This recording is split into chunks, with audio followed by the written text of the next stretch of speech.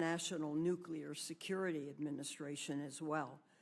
Ranking Member Kennedy and I will each have a brief statement, which I'm in the process of making, and then we'll recognize each senator for an opening statement if they wish to make one. We will then turn to Secretary Granholm to present testimony on behalf of the Department of Energy. Welcome, Madam Secretary. It's good to see you again. At the conclusion of the witnesses' testimony, I'll recognize senators for 5 minutes of questions each, and the usual procedure. Secretary Granholm and you, Dr. Verdon, for joining us today. Thank you again. I'm particularly pleased to see the Secretary, who got her start at the University of California, Berkeley, was a Golden Bear, and later returned to the school as a faculty member. So your California roots are there, and I thank you for them. I'd like to just quickly begin by a statement, with the statement on the fiscal year 22 request for the department, which totals $46.2 billion. This represents a more than $4 billion increase over 21, and that's a lot of money. I applaud the administration's resolve to follow California's model and act aggressively to combat climate change. We are experiencing a climate emergency today, and California is on the front line of this crisis, as evidenced by worsening droughts and wildfire.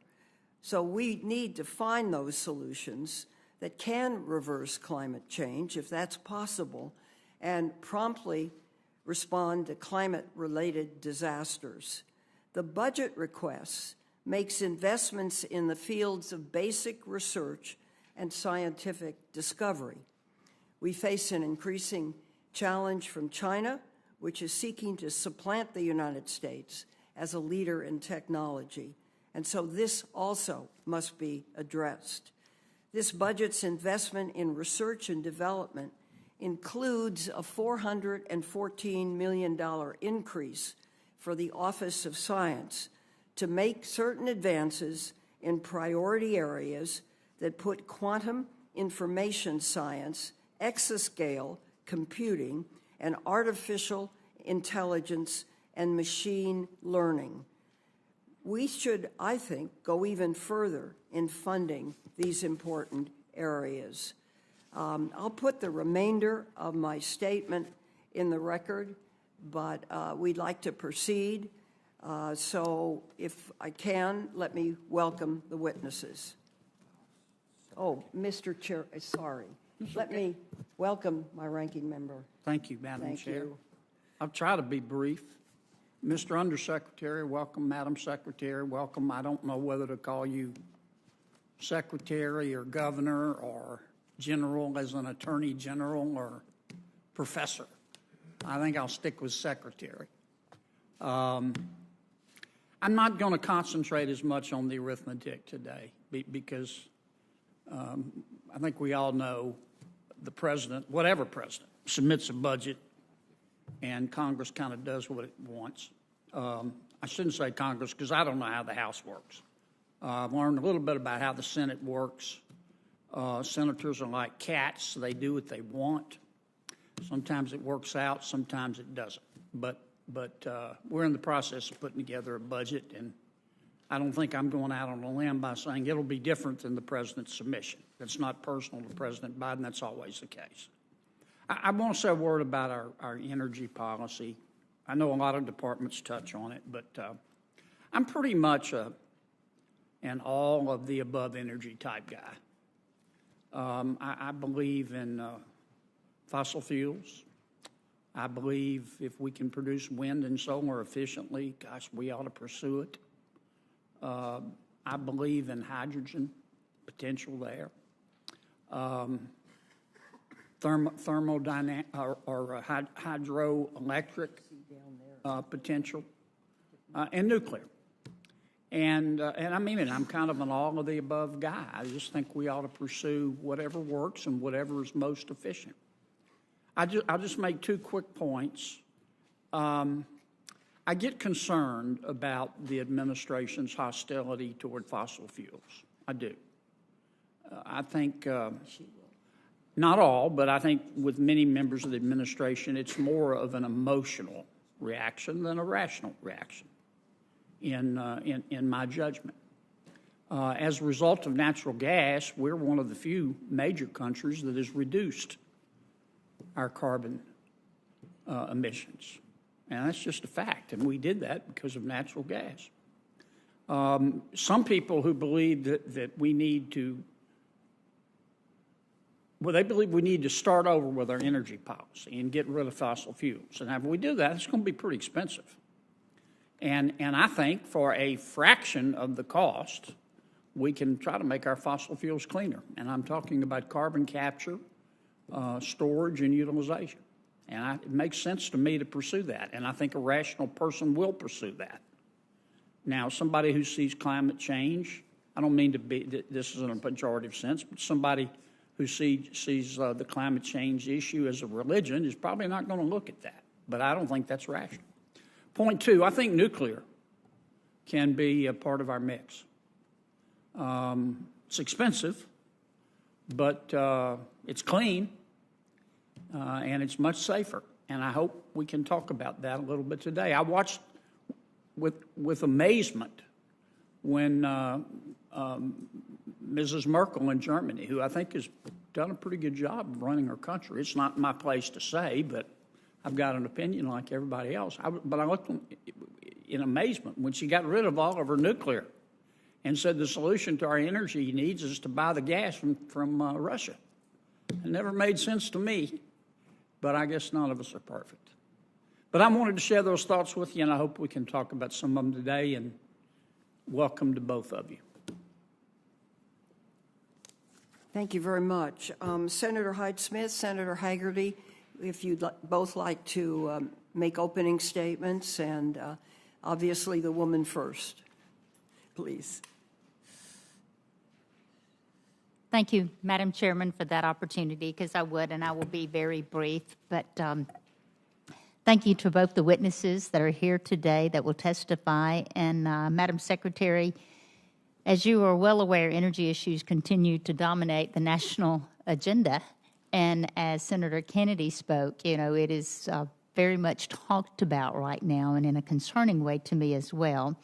But as appropriators, it's our responsibility to find ways to keep up with the world's ever-extending energy demands, and while also increasing our capacity and our security here at home. And one way that we can expand our power capacity is to increase the use of nuclear energy in America, in my opinion. And I'm proud to highlight that the Grand Gulf nuclear site in Port Gibson, Mississippi.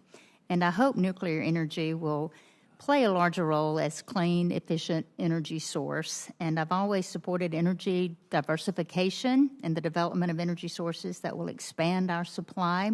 But Mississippi has a diverse energy portfolio, but I believe it is critical that we recognize the important role fossil fuel resources will play in meeting the demands of Americans. But fossil fuels such as coal and offshore and oil and gas, they have been a main source of power for this country. And it is crucial that we find new ways to increase the potential by making fossil fuels cleaner, as Senator Kennedy mentioned, and to use them, but to not eliminate them altogether. That is a great concern of mine. Thank you. Thank you. Senator Hagerty, would you like to make an opening statement? Thank you, Madam Chair, and I appreciate the opportunity. Ranking Member Kennedy, thank you as well, and I appreciate your comments. I'd just like to echo Secretary Granholm. We've talked about this, but echo the points raised by my colleagues that our energy security is a critical element of our national security. As we've discussed before in my previous role as U.S. Ambassador to Japan, I worked very hard to get our allies to work with us, to be our partners in energy security. America's energy independence is a vital component of our national security, and I think that our allies benefit from our ability to actually export energy to them so that they're not reliant on countries like Russia. And as I mentioned to them on numerous occasions in Japan, we're not only talking about exporting energy, we're talking about exporting freedom. So the national security elements of this, I think, are critically important, and I'm very dismayed about the posture that the administration has taken against fossil fuels. The prices at the pumps today have gone up significantly. I'm from Tennessee. We commute in our state, and the average person is seeing prices at the pumps rise more than 50% since the Biden administration has come into office. This is a tax on our middle class. It's a tax felt by all, and it's going to create great economic pain. Even if it's not included in the CPI, every good's got to be transported in America. This has inflationary impacts that go well beyond the immediate strategy, I think, to make fossil fuels less desirable and create an economic subsidy for alternative fuel. So I'm for all of the above in terms of energy strategy. I'm pleased to be from a state like Tennessee that has a great background in nuclear energy, and I look forward to talking more about Oak Ridge National Lab when I come back to questions. Thank you for being here. Thank you very much. Senator Merkley, do you want to make an opening statement? No, Madam Chair, I think I'm happy for us to proceed. Thank you. And Senator? No, I would like to talk about energy efficiency, which I think is one overlooked energy source, but I will save that for my questions. Thank you. Thank you very much. Secretary Granholm, please make your opening statement, and we welcome you here. Great. Thank you so much for inviting me to testify. Thank you to Chair Feinstein and Ranking Member Kennedy and to the other members of the subcommittee. It is truly an honor to serve as the 16th Secretary of the Department of Energy and to make comments about the President's 2022 budget request for the Department of Energy. I'm very pleased to report that since January 20th, we at the Department of Energy have taken important steps toward the department's priorities. Our budget request obviously would help us to further the activities that we've already begun. So far, we've invested $1.5 billion to strengthen our national security and to accelerate progress toward a net zero economy, and much of that has gone toward improving and deploying existing market-ready solutions, setting new goals, for example, to cut solar in half yet again, adding 30 gigawatts of offshore wind capacity by 2030. So that's existing, but at the same time, we're supporting breakthroughs in clean energy. So our new Energy Earthshots initiative will set a series of ambitious, achievable targets for commercializing emerging zero-carbon technologies. The first one, Senator Kennedy, you'll be happy to know, is our hydrogen shot, and that is setting a goal of getting the cost of clean hydrogen down to $1 for 1 kilogram in 1 decade. And I'd also note that last week we announced $12 million funding opportunity to advance direct air capture technologies. And yesterday we announced a new $61 million investment on nuclear energy, which was distributed throughout the country. 30 states, 99 entities got money to advance research in advanced nuclear technology. Both of these are priorities that have been outlined in the budget proposal as well. So, Chairwoman Feinstein, these droughts and these heat waves and these wildfires that are plaguing the West and straining our energy system remind us yet again, of course, of the need to enhance our power grid and expand resiliency on that grid, especially to all forms of extreme weather. And that's why we announced in April that we're making $8.25 billion available in loans to improve our nation's transmission systems.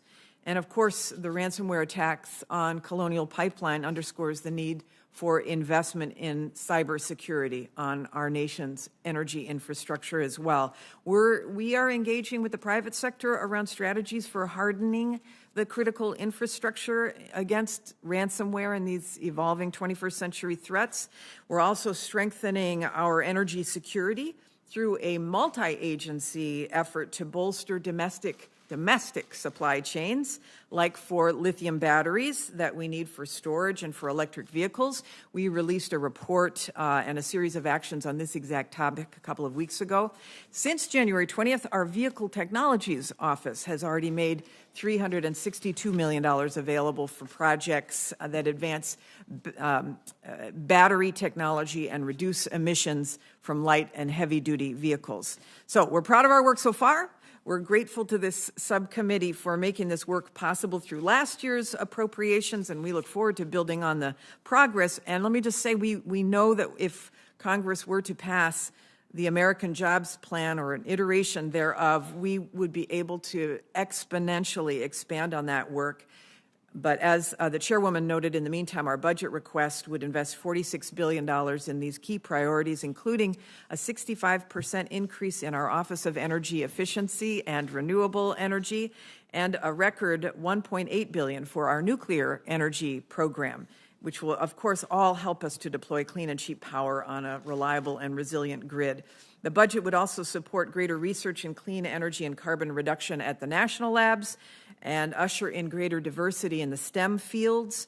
And here I want to thank the Senate for passing the U.S. Innovation and Competition Act, which authorizes the department $17 billion in support of our efforts to keep the country competitive in a global economy. And that funding, coupled with our budget request, is going to help the department and our 17 national labs put America at the forefront of clean energy innovation worldwide. And of course, the budget would also strengthen the department's nuclear security mission, and I'm so glad that Dr. Verdin is here to talk about that today, and our environmental management program, for which we've asked for one of the highest levels of annual funding, and that would facilitate progress on our cleanup sites. All told, these all represent a down payment on a cleaner and more prosperous future, but one that will not truly be fulfilled without that American Jobs Plan, the infrastructure bill that y'all are negotiating, which would position our country to compete in a global clean energy market, and it would confront the climate crisis and create millions of good-paying jobs. And it would also, I would say, lift up disadvantaged communities, including tribal nations and communities of color that have been historically burdened by pollution. And I would say this, too, it would provide the department, it would bolster our department's ongoing efforts to provide fossil energy workers with real opportunities to forge careers in cleaner fossil and clean energy, and that's what it means to build back better. So I know the request is large. We do believe the need is urgent. DOE will use the funding effectively, if appropriated, to tackle these big challenges. I'm humbled by the opportunity to lead the department, and I look forward to working with you all and happy to answer any questions you may have.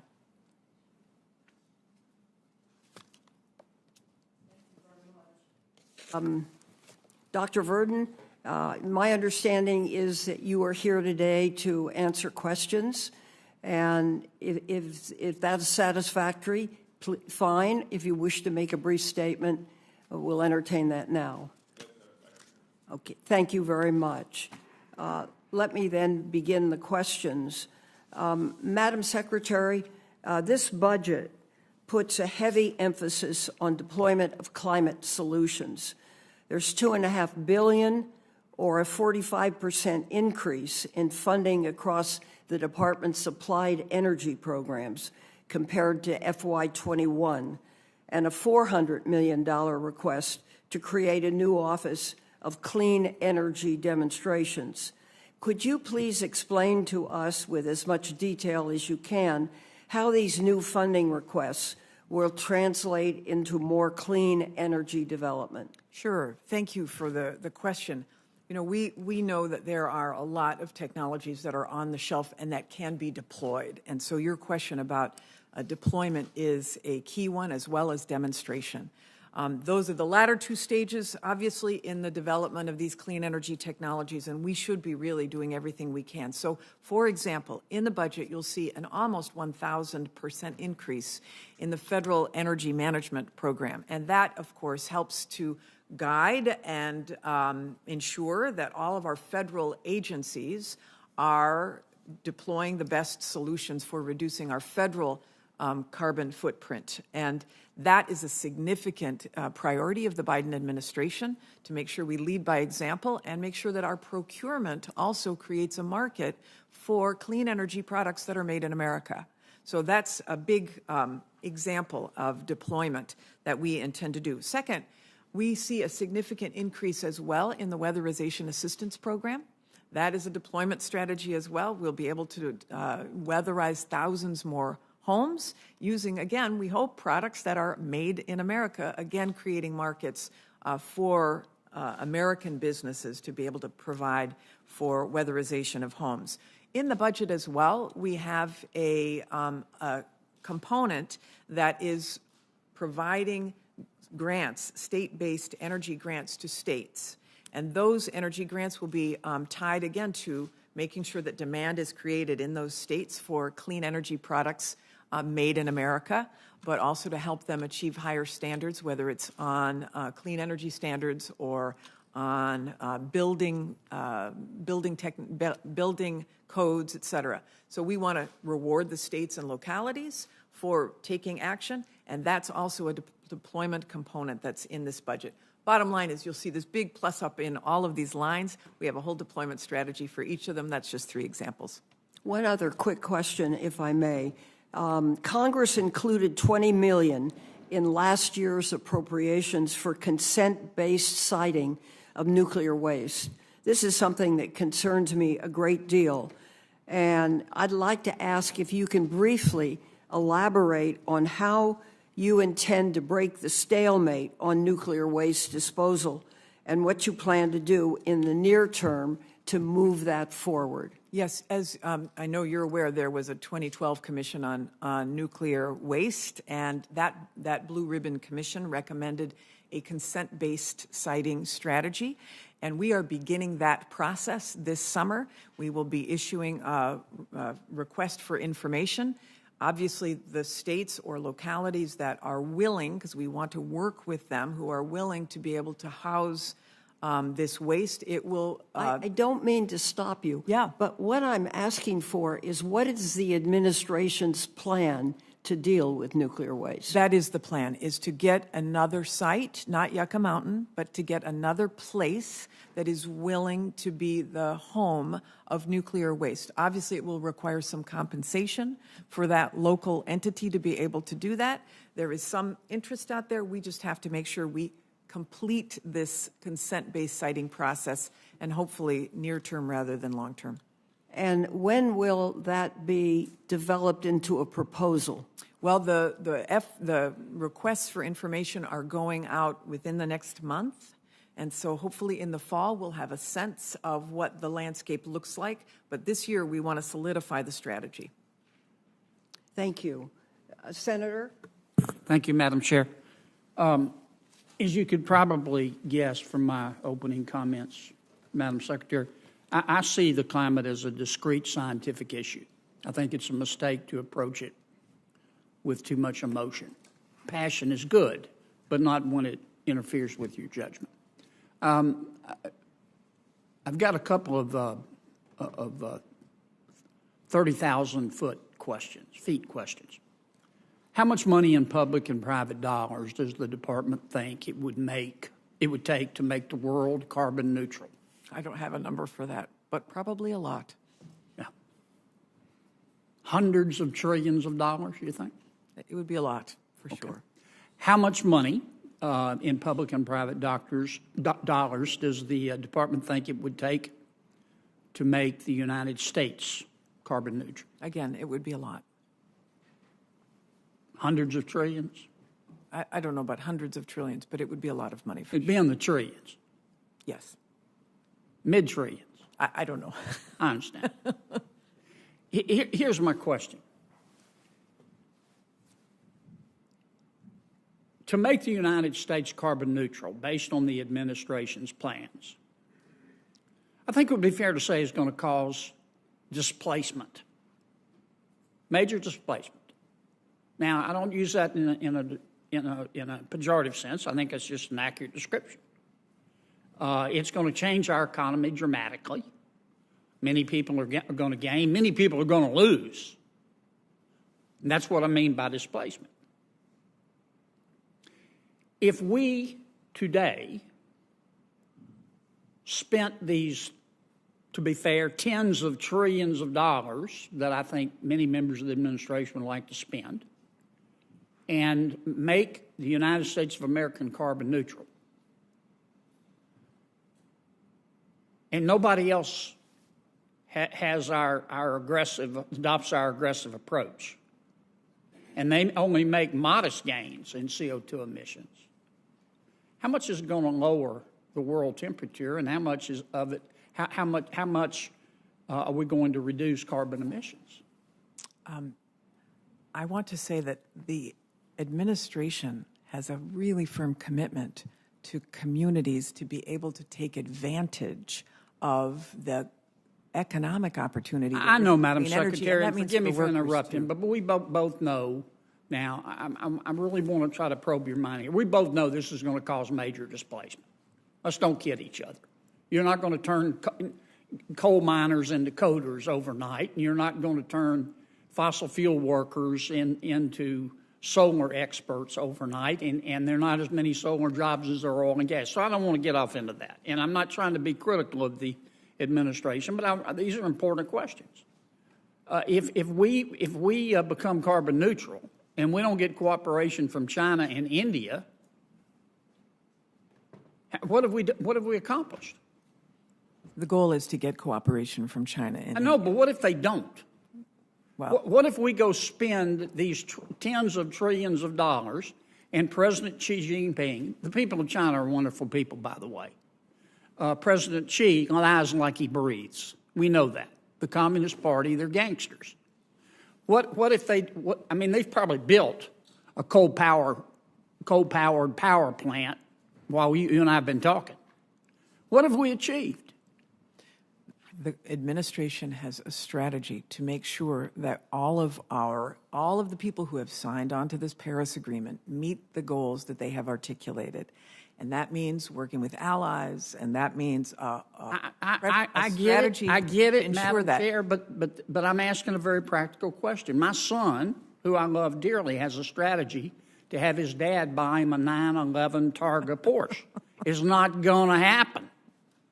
And I'm raising a very legitimate question, I think. If we spend these trillions of dollars and we go through all this displacement and we don't get cooperation from China and India, what is the pain worth the gain? And how do we know? I would say we have a strategy to get those countries on board. And if we don't pursue this strategy, what then? Then you have climate disasters that are upon us. California could be on fire again this summer. And if we don't take action, then where are we with respect to the other disasters? So we have to approach our allies. Let me ask you one last question. And do our own. I get it. Yeah. If you can indulge me, Madam Chair. If we spend all the money that the Biden administration wants to spend, let's take in its current infrastructure bill to reduce CO2 emissions, what percentage of the increase in carbon emissions worldwide, not the United States, is going to be reduced? Well, all of these countries have signed on. All of them have. No, I'm talking about, I know, and you're trusting them. But Well, no, I believe in metrics. Yeah. If you spend a lot of taxpayer dollars, you ought to know, first of all, what you expect to get and realistically assess whether you're going to get it. I don't want to let me ask you one last question. How come your budget doesn't request any funding for the Yucca Mountain licensing? The administration doesn't support Yucca Mountain as a solution for nuclear waste. Okay. Thank you, Madam Chair. Thank you. Senator Shaheen? Thank you. And Thank you, Madam Secretary, for being here today and for all of your hard work. And Dr. Verdon, we're delighted to have you here as well. As I said, I really want to talk about energy efficiency because I think it's the stepchild of energy use. It gets short shrift, and yet it's the cheapest, fastest way to deal with our energy needs. I was really glad to hear you talk about reducing the federal carbon footprint because the federal government is the biggest user of energy in the country, and we've got to do a better job. I would start with the architect of the Capitol and see if he can't get climate controls in all of the rooms on Capitol Hill because it's ridiculous that we can't control the temperature in the rooms in this building and throughout the Capitol. So that's just an aside. But one of the things that I would urge you to look at is the scoring for energy savings performance contracts, ESPICs. When I was governor, we were able to significantly reduce the cost of heating our buildings and save on carbon emissions because we used ESPICs. And yet the way we score those here is a cost, not a savings. It is nuts that we don't recognize that we can bring in private contractors to do that and save us significant dollars, and yet when we do it, the scorers charge us for that rather than looking at savings, and that's why it's so difficult to get done.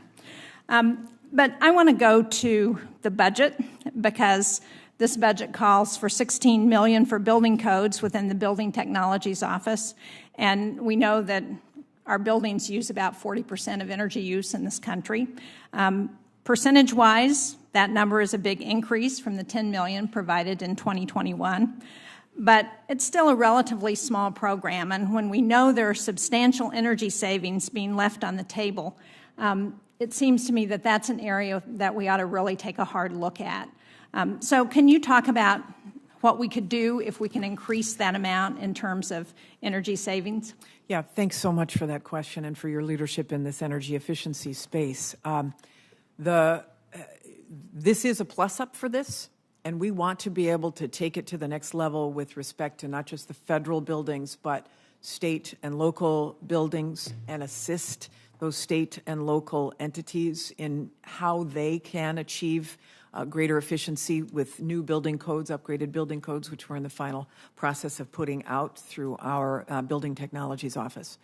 But you are right that it is a drop in the bucket. And if, for example, we were able to achieve the kind of investment that is seen in the American Jobs Plan, for example, that would allow us to really push this much further, providing incentives to states to really up their game on building codes and allowing us to up our game on advising and giving the technical assistance that is necessary to all of these local units of government to do the same.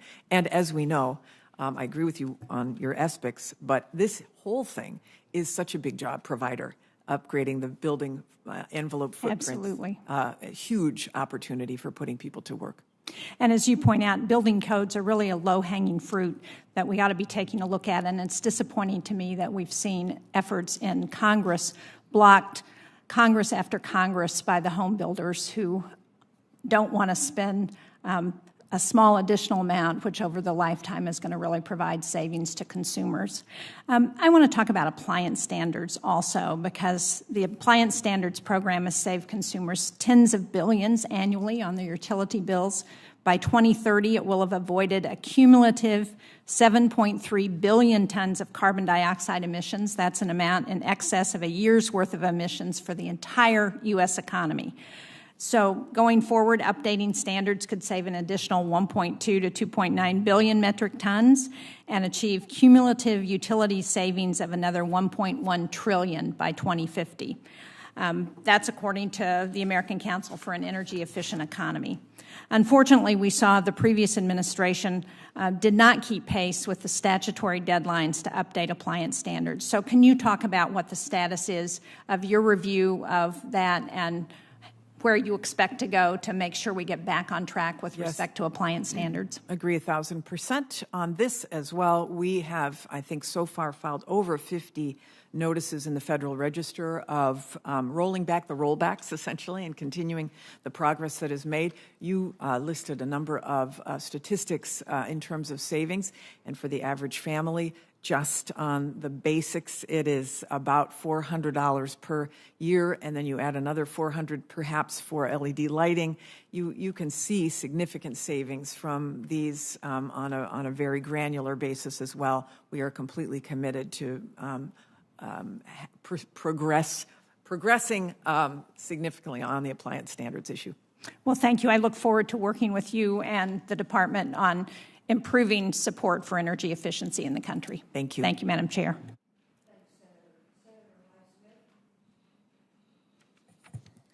Thank you, Madam Chairman. Madam Secretary, the Gulf of Mexico is one of the nation's most important regions for energy resources and accounts for a large portion of our crude oil, our federal offshore natural gas production. What efforts are being taken by the department to advance cleaner technologies for domestic fossil fuel resources? Yeah, we have a program that really works with the private sector to ensure that the existing production is both efficient and clean as it can be, including making sure that there's integrity at the wellbore, making sure that produced water is clean, et cetera. And we are going to, that's under our Fossil Energy Office, and we will continue to work with the private sector on making sure that that happens, even as we transition to more, not just fuel efficient, but electric vehicles, et cetera. Thank you for that answer. And I'm addressing my next question to both of the witnesses. And as I mentioned earlier, Mississippi is home to the largest U.S. nuclear power reactor in terms of generating capacity. And with the administration's heavy agenda on cutting carbon emissions, what do you believe are the most promising nuclear efforts in our nation right now?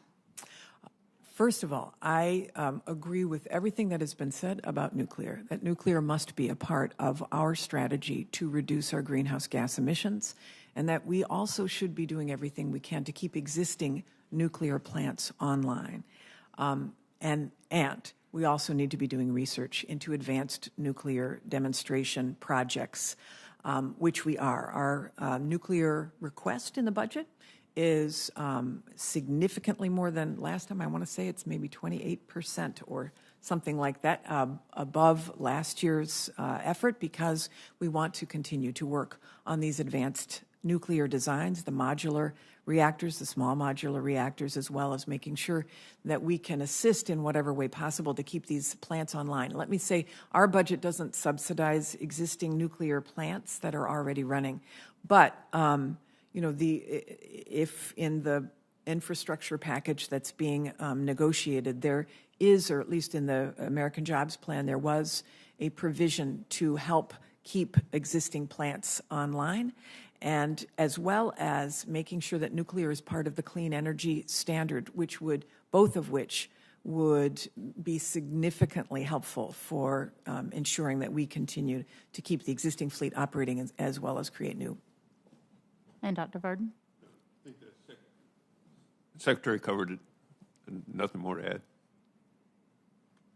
Okay. Thank you, Madam Chairman. Thank you, and so good to have you here, Madam Secretary.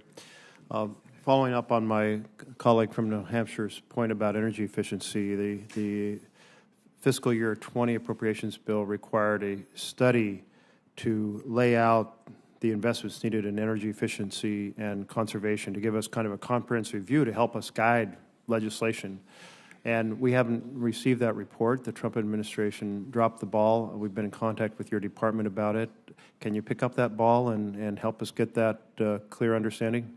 It was an energy efficiency study. I'm not Yes. read in on it, but I will definitely get back to you on it. And conservation. Thank you. And conservation. Second, my colleague from Louisiana talked about displacement. I saw displacement firsthand last year when we had fires sweep through the west side of the Cascades, and town after town was burned to the ground. And it was like walking in on towns that had been firebombed in World War II or something. It was just incredible. And we are seeing a huge impact on our rural communities from the impact on forests, on farming, and on fishing.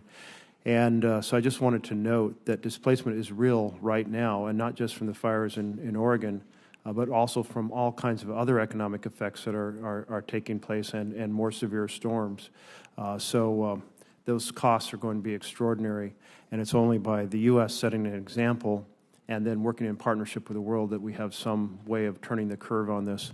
I was very disturbed at the increasing pace of carbon saturation in the atmosphere. We hit a record last month of 419 parts per million, way up from the 180 to 280 parts that characterize the last 800,000 years. We haven't been this level for 8 million years. The planet's in big trouble. I just want to keep emphasizing that. I know you understand that. Thank you for that. Thank you. Turning to a piece of that, the Clean Electricity Standard, do you think natural gas should be included in that standard? I think that if you combined natural gas with carbon removal so that it really was clean and that you had zero carbon emissions, then it could be. But only under that condition. Yeah. Under conditions that it's not carbon capture just to redeploy it in gas fields where it will leak out, but true absolute capture. And sequestration, yes. No. Thank you. And I doubt the costs of that are going to be less than the costs of renewable energy from solar and wind plus battery storage, if you will. So I'm certainly hoping that we don't create some false solution.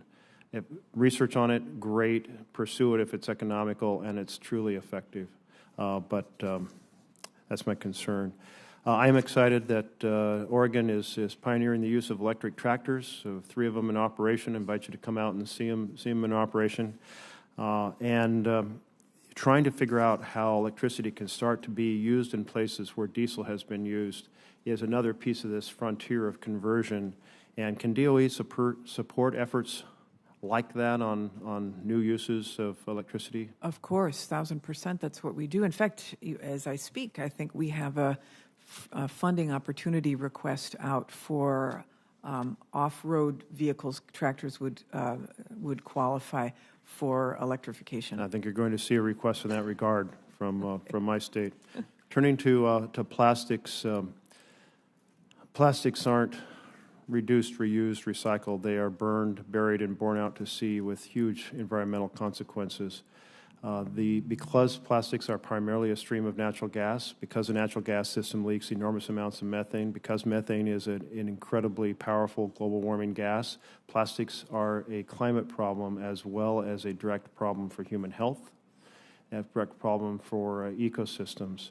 I just wanted to raise this and see if you have some thoughts on that topic. The administration is looking at this methane issue very seriously. You're probably aware there was a vote and a reversal of a rule that was lessened in the last administration on methane. It is obviously this is in the EPA's jurisdiction in terms of the regulatory side, but in terms of the technology side, we want to be partnering to make sure that oil and gas companies, 1, do monitoring of methane leakage, and 2, do closing of methane leakage. And this whole issue of methane is extremely high on the priority list, both of the Department of Energy and of the EPA and of the Biden administration as well. So stay tuned on that for more. Thank you very much, because I think it's an under-recognized part of the challenge, and is inherent in a system with millions of miles of joints in pipes, as well as abandoned wells that leak, never properly sealed, and so forth. And I know the administration is working on that, so thank you. I'll just close by shifting to nuclear weapons.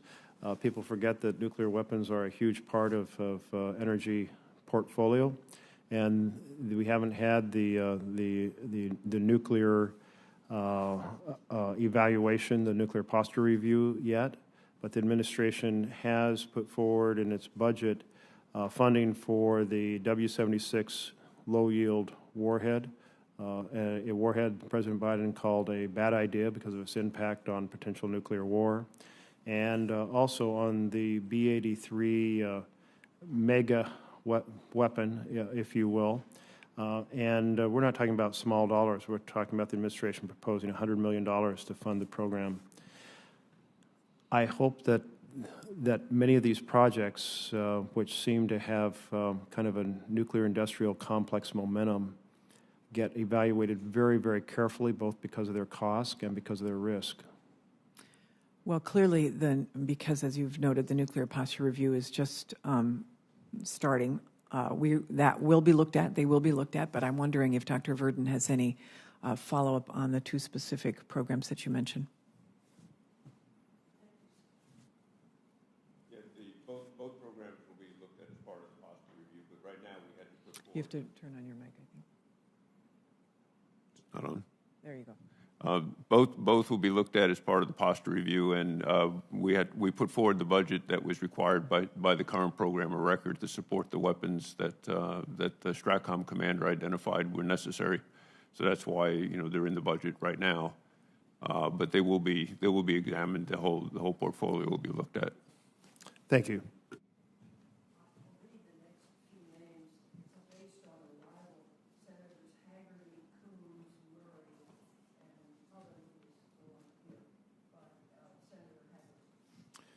Thank you, Madam Chair. And again, thank you, Undersecretary Verdin and Secretary Granholm. I appreciate your being here today. As I mentioned in my opening remarks, I'd like to turn our conversation to Oak Ridge National Lab, which is the largest multi-purpose energy and research laboratory that the Department of Energy supports. It is a true gem of Tennessee. $5.6 billion of economic impact every year is the estimate. Some 34,000 jobs are supported by Oak Ridge National Lab in Tennessee, touching 50 of the 95 counties in my state. So it has an incredible economic impact, and I think a tremendous impact on advancing our nation in terms of basic research.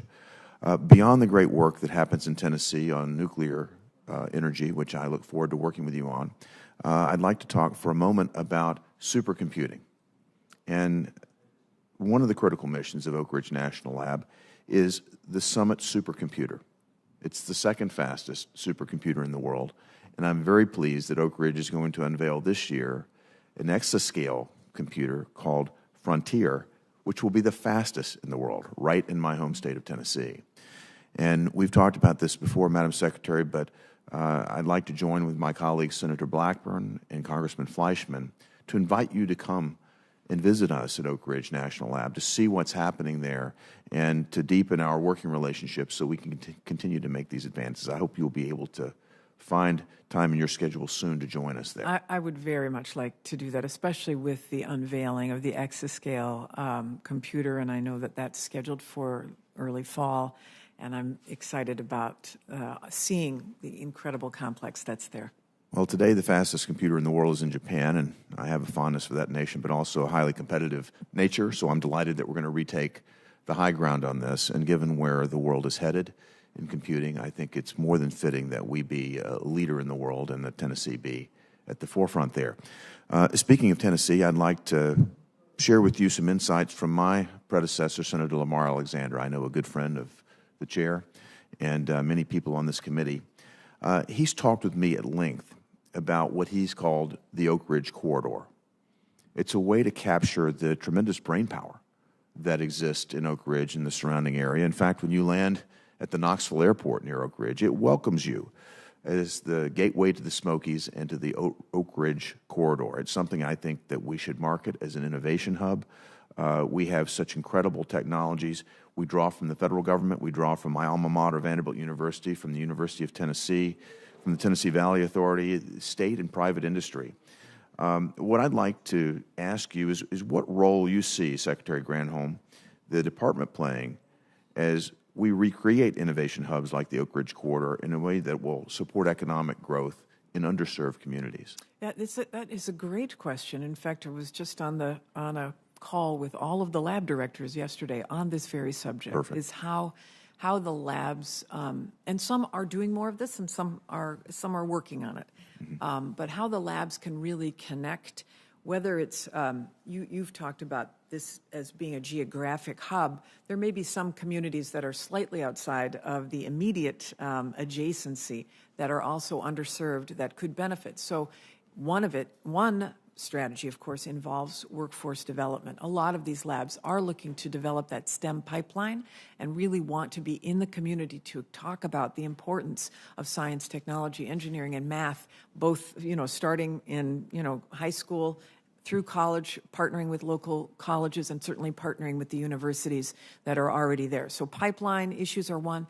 Economic development, technology transfer from the labs to, to perhaps sort of technology hubs that are related to lab, but could be commercial, using products that could be commercialized outside of the lab. So we have a fantastic new leader of our Office of Technology Transfer who is really focused on what are those opportunities to create perhaps incubators, either inside the lab structure or outside in adjacency, to be able to create a whole cluster of dynamic innovation, creating an innovation hub in an area that may be seen as often cloistered because it's inside of perhaps fencing, et cetera.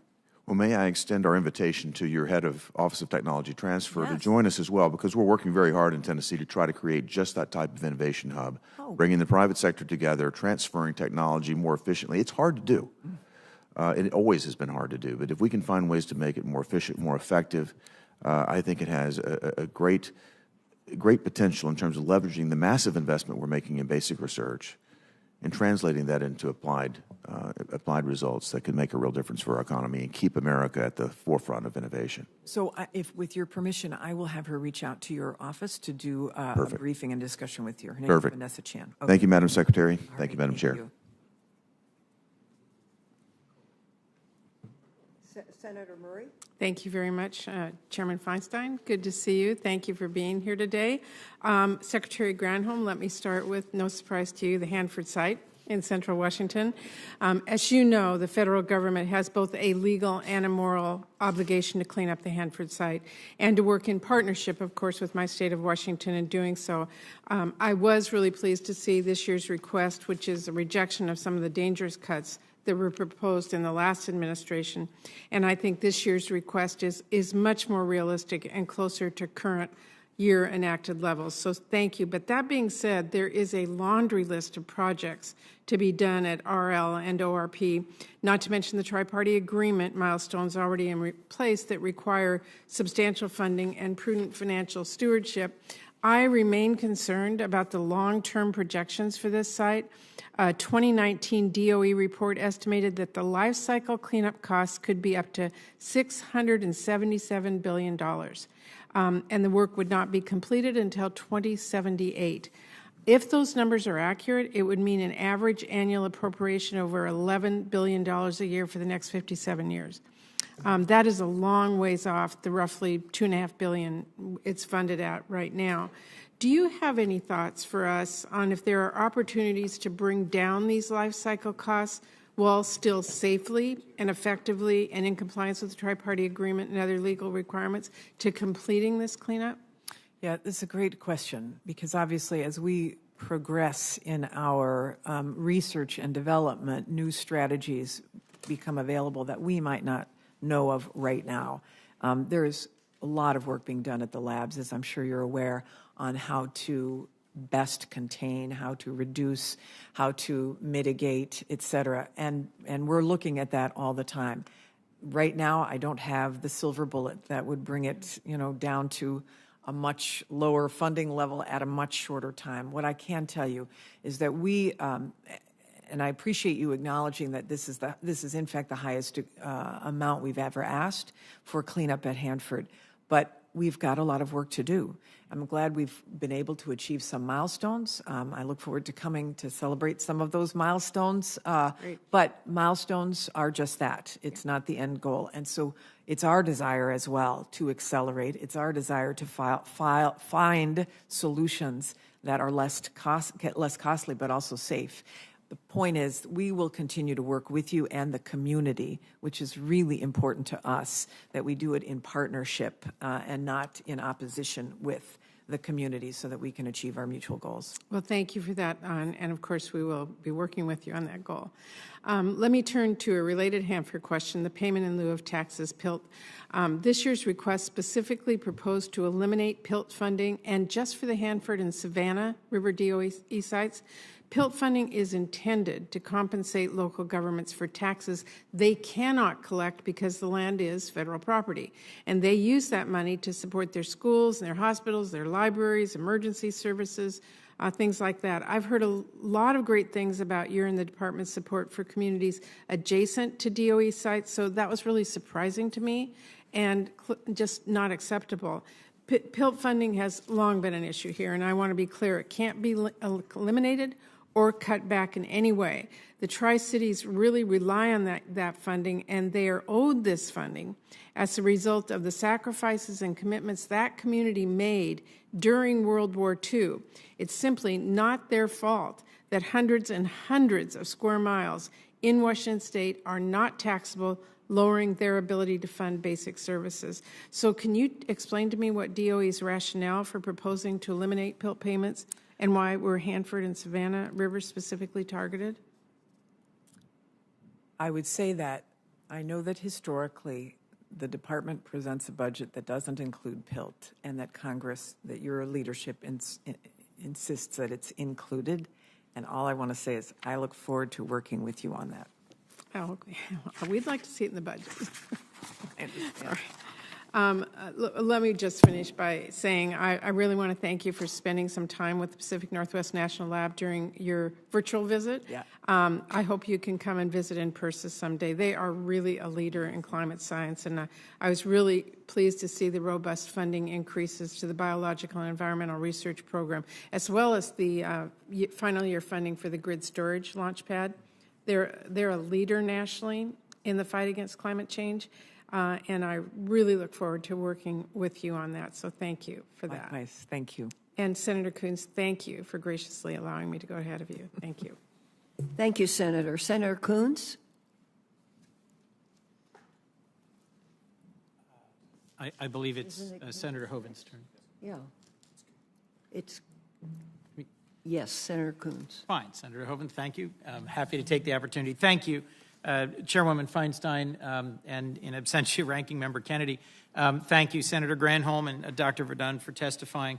And Madam Secretary, it's great to be with you in person, and I am so grateful for the job you've been doing as part of the Jobs Cabinet, helping the American people understand the connection between combating climate and creating good, high-paying jobs. I enthusiastically support the President's vision, particularly with regards to the Department's budget, and look forward to making sure that it's adequately funded to meet the challenges of this century.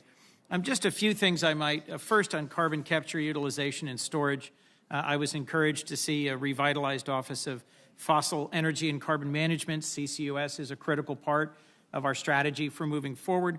I have a bill with Senator Cassidy, the SCALE Act, which would support wide-scale CCUS deployment by connecting sites of carbon dioxide capture to places where they can be, where it can be stored, and it would create thousands of jobs. Could you briefly discuss the importance of carbon dioxide transport and storage infrastructure for both meeting our climate and job creation goals? Yeah, thank you for asking this, because I think it is, I agree with you. It is very important. It's important for the U.S., and I would say it's important around the globe. There's a lot of our allies across the world who want to know how they can take this kind of technology and affordably use it. So it's one of the reasons why the American Jobs Plan had in it these 10 projects, demonstration projects for carbon capture, use, and sequestration, because the point is you can use it on a variety of different carbon sources, whether it's heavy industry, whether it's power plants, and we want to be able to show that it can be done, that it can be taken to scale, that it's affordable, and that it solves the problem. So thank you for your leadership in it. Our Fossil Energy and Carbon Management Office currently has 5 demonstration projects running. One of them, Project Tundra. One of them, we want to make sure that we continue to demonstrate that that ability. The 5 is great, but we need more to be able to take this to, and we need it quickly. We need to, because these are big projects. And let me just say one other thing is the American Jobs Plan is called Jobs Plan for a reason, which is that this kind of technology, especially with the pipelines that need to be installed, et cetera, is a huge job creator. So it's a win-win, and it makes sure that fossil communities are not left behind. Senator Cassidy had an interesting perspective on it. He said, I've got lots of folks in Louisiana today working on building and maintaining and servicing pipelines that pull things out of the ground and put them into our economy. Why can't the same folks have jobs building and maintaining and servicing pipelines that take carbon dioxide and put it back out under the ground and store it permanently? A simple but powerful insight, I think. Let's move towards one of the things that I think is a key component of a clean energy economy, hydrogen.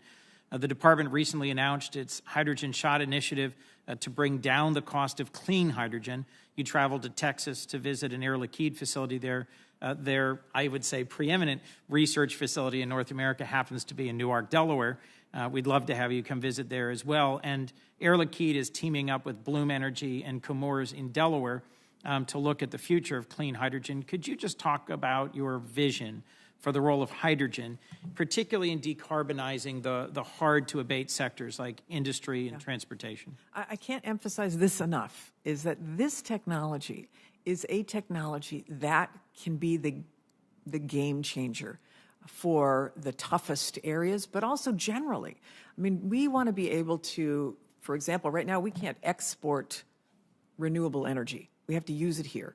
So, but clean hydrogen could do that. It could convert hydrogen into green ammonia and be able to transport it, and the ammonia distribution system globally is already in place.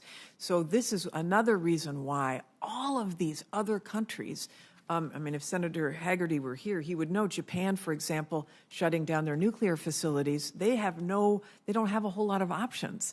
And so they're super interested in hydrogen.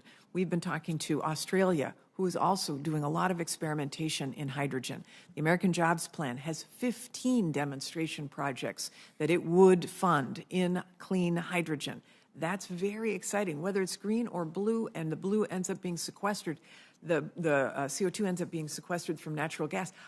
There's a huge opportunity here for us to create jobs and to lead the world in the solution that could actually allow all of these countries, especially those who have significant fossil communities, to be able to be net carbon zero. Well, in terms of net carbon zero baseload, I think next generation nuclear is also an important part of the suite of approaches we need to take. Right at the end of last year, something big happened in energy policy. It didn't get much notice because there were other things going on with the election, but Chair Murkowski and Ranking Member Manchin at the time of the Energy Committee finally got passed the Energy Act of 2020. It had a lot of different bills in it. One of them that I'd worked on for years was a modernization of the Weatherization Assistance Program.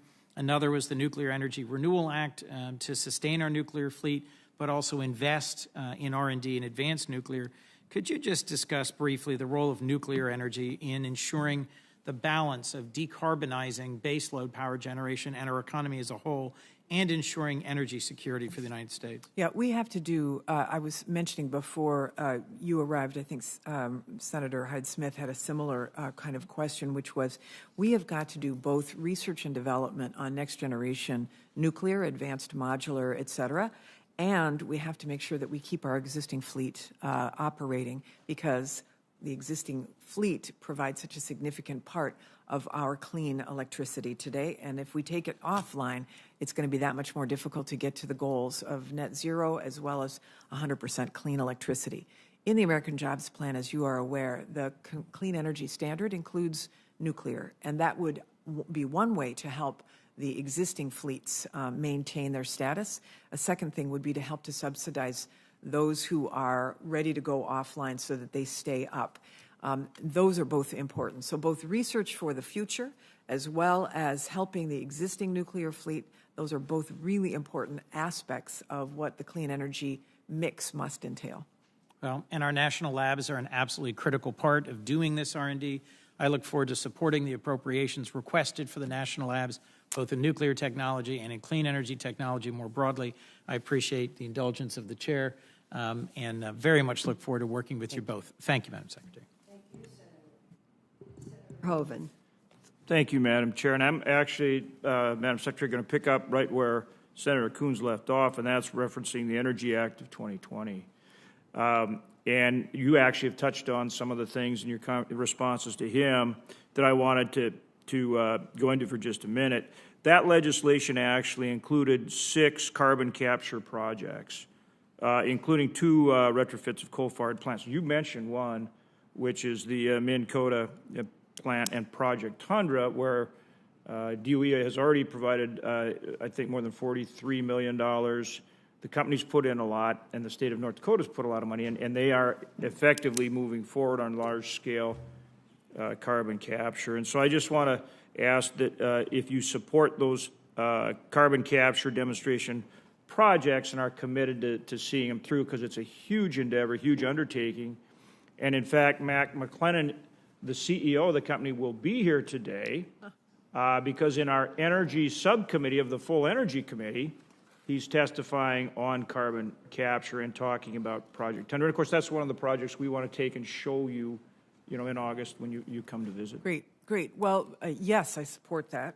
The Carbon Safe, which is where the demonstration projects come out of for fossil energy and carbon management, we are asking for a 48% increase in that budget to be able to continue and further those demonstration projects and add to them.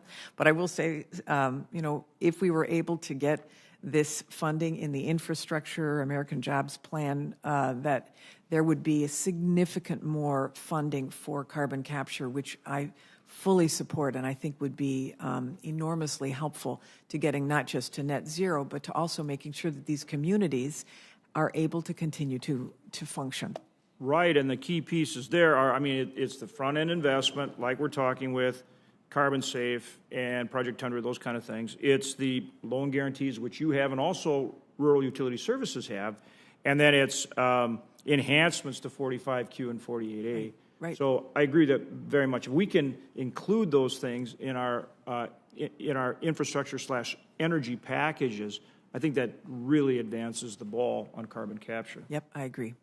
The other thing is that you and Senator Coons just talked about is the CO2. So we have projects like we're talking about, fossil-based projects, but we also have biofuels projects that are stripping CO2.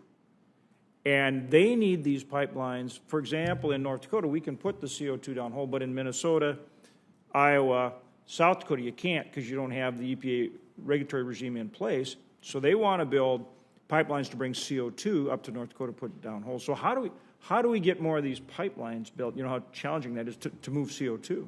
Another opportunity to make sure that the pipelines for CO2, and I would say pipelines eventually for hydrogen, are in the Infrastructure American Jobs Plan that you are negotiating. That too is a huge jobs creator. That too provides solutions. And you, obviously, North Dakota has a unique geology that is positioned to be able to take a lot of that. And I think it's a big opportunity for the state. It's a big opportunity for employment as well. Right. You need the geology. You need to have the regulatory and legal regime in place. So we're going to have those pipelines to move that, the CO2. So, thank you, Madam Secretary. And then, Dr. Verdon, as far as the W80-4 and also the W87, one of which goes on the LRSO, the other which goes on the new GBSD, update me on the schedules, and are the labs going to be able to keep up? Because as you know, they're developing the rocket systems. The LSO is progressing quite well. Are you going to be on track with the warhead piece? Right now, we are on track with both the W80-4 and the W87-1, but we do recognize that we have COVID impacts on the 80-4 that we're working with the Air Force. So there's no near-term impacts with that, but there could be a schedule adjustment, but we have a lot of margin if we have to do that. But we haven't reached a final conclusion yet. We're still working with external vendors who we stay in constant contact with about potential delays, again, due to COVID issues in their institutions, as well as our own. So we are studying that, no final answer, but right now everything is on target and we're supporting the services as required. Both for the W84 and the W87-1. For both systems, yes. Okay. Thank you very much. Appreciate it. Thank you, Madam Chair. Thank you very much. I believe we have another round coming. So, Madam Secretary, please bear with us. I wanted to talk with you just a little bit about the increasing temperatures, the intense heat waves, and Western wildfire really becoming very, very dangerous. Last year in California, 4 million acres burned, 10,000 structures, 5,000 of them homes burned, and 1 out of 10 wildfire ignitions in our state is related to energy equipment, a lot of which, as we know, is decades and decades old. And it's a big state, 40 million people, big geography. What role do you see microgrids, renewables, and distributed power in making power grids more resilient? And I don't know what we do about those things that hit them and spark fires. And maybe you have some thoughts on that, too. Well, thank you for that. I think microgrids are an important piece of resilience. And so making sure that we have them, especially in areas where we know we continually see problems with the major distributed system, is important. And our grid modernization initiative, the funding that you all have appropriated for that, microgrids are a piece of what we are doing. I also think that it's really important in states like California, states that are above sea level, that we consider undergrounding these wires. I'm sorry, I missed it. That we consider undergrounding the wires to the extent possible. It is expensive to underground transmission wires. However, other countries are doing it. We are doing research on it. And we're also doing research on how best to identify in these old grids where the weaknesses are. So you think, if we could just have a bit of a back and forth. Yeah. If you think a state as big as California, geographically as well as population, can have a sufficient new grid structure, I don't see that happening statewide for a long time. There may be some of it. So what I'm looking for are those things that can solve these problems and really prevent fire from happening, if at all possible. I agree 100%. And I think that microgrids are one piece in some areas. Obviously, there's not a one-size-fits-all solution for a state like California that's so diverse. But you know where the pockets of intense fire problem are. And so in those areas, if we could look at solutions like microgrids, like undergrounding the wires so that they're not exposed to create those sparks and that danger. These solutions like there are AI drones that can identify where the weak spots are on the grid that are have the most fire danger. These are all things that our Office of Electricity and our labs are working on. But we need more investment to make sure that this grid is resilient and particularly targeted to areas where we know we have great problems. Louisiana, we've got a different kind of problem, right? We need to make the grid resilient from hurricanes. We need to make the grid resilient in both places. So, and in Louisiana, in New Orleans, it's below sea level, so you wouldn't consider undergrounding. So a different kind of solution. But the bottom line is, in the bill that's being negotiated, the American Jobs Plan or the Energy Infrastructure Plan, there is a component that has a grid deployment authority that would be under the Department of Energy, where we could really target solutions in a granular way to areas where we know we have the biggest problems, both transmission capacity, resilience, and I would say cyber issues as well. All of them could be, if we centralized at least how these decisions are being made and the technologies to help to address them. Well, would you be willing to let some of your people take a look at our state? Oh, yes. In terms of the grid structure? Absolutely. And make some recommendations. Now, obviously, the big problem is cost. And how do you redo an old structure that is huge? And I would certainly welcome any help that we could get from the federal government by way of advice and consultation. And so I'm taking the opportunity of this hearing just to ask if you would be willing to take a look at it. Of course, absolutely. Well, thank you very much. I appreciate that. Senator? Thank you, Madam Chair. Put that up right quick for me. Madam Secretary, does the administration support, if you know, the Strategic Petroleum Reserve? Yes. Okay.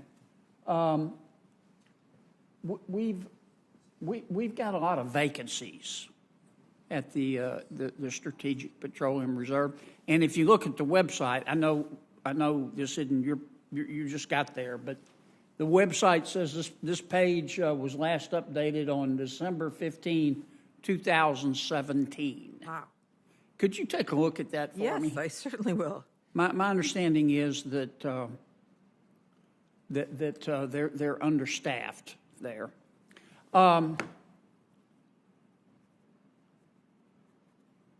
I've watched you, Madam Secretary, for years on television before you became Secretary. You're very intelligent, and even though I don't always agree with you, you make very cogent arguments. Does your proposed budget include money for geoengineering?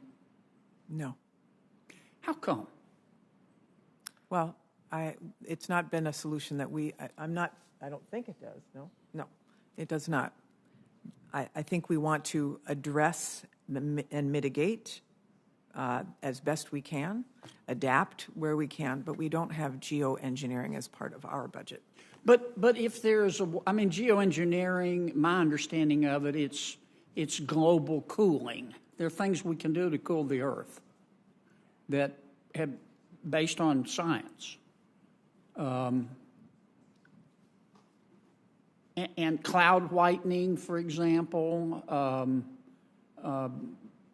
that's just one. I mean, it would just seem to me, and there's a whole science out there. There's a lot of private dollars and R&D being spent on geoengineering, and if there's a way to cool the Earth without, let's say, destroying the fossil fuel industry, why wouldn't we want to pursue that? If the objective is to reduce temperatures. We are interested in all kinds of technologies to be able to reduce greenhouse gas emissions and to reduce our warming. But I will say, and I wanted to say this to you when you had the first engagement with me, that this administration is interested in carbon capture, use and sequestration, is interested in hydrogen, is interested in direct air capture, is interested in controlling or managing the emissions off of fossil fuels. So I just want you to understand that we are there with you on that. Yes, and I know you're being truthful and accurate, but there are a lot of members of the administration, I think, that don't see the climate as a discrete scientific problem. They see it as a religion. And they see it as a vehicle through which they can remake American society. And I think they're approaching the issue with more zeal than wisdom. I believe in metrics. I believe in the prudent allocation of scarce resources. You know what I'm talking about. Governors have to balance their budgets. And I believe in metrics. And if we're going to spend, I don't know how many squillion dollars the president lately wants to spend on that we don't have even 5% of, on the environment. And I believe in the environment. We all do. We all want clean air and bright water. But at some point you have to judge the expenditure of taxpayer dollars with metrics. And what I worry about is that we're going to turn the American economy upside down. We're going to turn a lot of American lives upside down. We're going to make them a bunch of promises, just like we made them promises with globalization. Don't worry, your life will be better. And think about that when you're in the unemployment line. That's what we told a lot of Americans. That we're going to do this without a big picture in terms of where we're going to end up. Toward that end, let me ask you this question. If you know, and maybe the Undersecretary knows if you don't, because I know you can't know everything, tell me 5 concrete steps that India is taking today to reduce its CO2 emissions. Well, India is looking at wind, looking at solar, looking at hydrogen, looking at carbon capture, and is trying to replace its coal with natural gas. I know they're looking at all that stuff. President Xi says they're looking at it too as he continually builds. Well, no, they are deploying, excuse me, I don't mean to interrupt you, but they are deploying those methods, including distributed strategies like we were discussing, where they don't have to have the grid, but some kind of distributed microgrid. How much money did Modi spend last year in India I don't know. to reduce CO2 emissions? I don't know, sir. I don't know the answer to that. Okay. It was under $1 billion, wasn't it? I don't know the answer. Okay. What you do is what you believe. Everything else is just conversation. And that's what worries me about this whole approach. Of course, President Xi and Mr. Modi are going to say the right things. But you have to judge people by what they do. And I asked our EPA administrator a few months ago, maybe weeks ago, time kind of runs together. I said, if we pass the president's infrastructure bill, only 5% of which is true traditional infrastructure, the rest is the Green New Deal and other things, how much is it going to reduce CO2 emissions in the world? And he couldn't answer that question. So we're going to spend, how many trillions of dollars, and we don't know what the end game is? That's my problem. We spent, I believe, $90 billion last year cleaning up after these extreme weather events. Uh-huh. So if we don't take action, it will be far more expensive as these events escalate. I would also say that there is a $23 trillion global market for the products that reduce CO2 emissions, $23 trillion. Right. And the question is, are we going to take advantage of that?